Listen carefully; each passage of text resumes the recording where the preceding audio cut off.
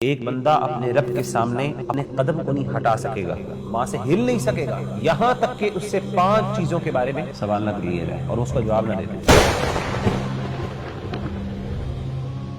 پہلا سوال عن عمر فیما افنا، عمر کے بارے میں کہ کدھر لگائی، کدھر فنا کی عمر، وقت، عمر سے مراد وقت ہے کہ اللہ نے آپ کو وقت دی ہے۔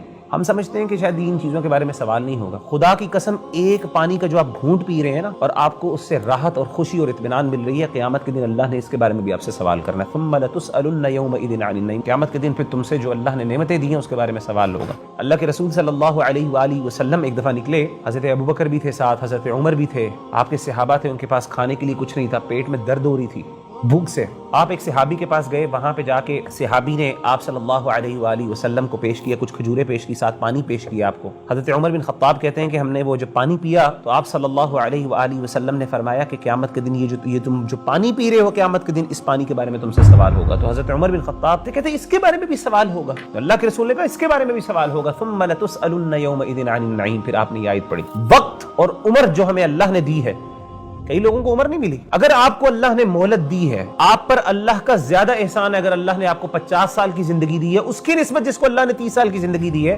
آپ کے پاس 20 سال زیادہ تھے، آپ اس سے بہت آگے جا سکتے تھے، محنت کر کے، اللہ کو راضی کر کے، ایسے اعمال کر کے جو اس سے بہت بہتر تھے۔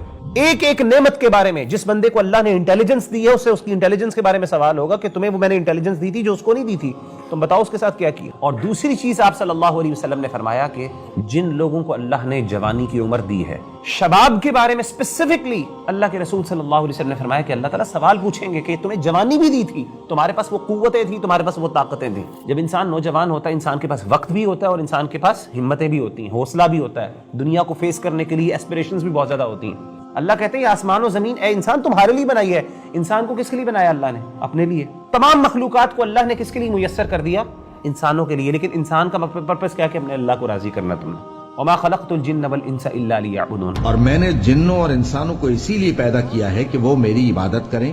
آپ سے آپ کے انٹلیکٹ کے بارے میں سوال ہوگا، آپ کو اگر اللہ نے کچھ اسپیشل ریسورسز دیے ہیں ان کے بارے میں سوال ہوگا، جو دوسروں کو نہیں دیے، ایک ایک چیز کے بارے میں سوال ہوگا۔ آپ صلی اللہ علیہ وسلم نے فرمایا کہ مال کے بارے میں سوال ہوگا، اور مال کے بارے میں 2 سوال ہوں گے جناب، من این اکتسبہ وفیما انفقہ، کہاں سے لیا اور کہاں پہ خرچ کیا۔ اور 5واں سوال وعن علم فیما عمل، وہ علم کے بارے میں سوال ہوگا کہ اس پہ عمل کتنا کیا۔ جہاں پہ اللہ تعالیٰ اہل علم کو ویلیو اور آنر کرتے ہیں وہاں پہ ان کی پکڑ بھی سخت ہے۔ بھائی قل هل يستوي الذين يعلمون والذين لا يعلمون، کیا وہ لوگ جو علم رکھتے ہیں اور جو نہیں رکھتے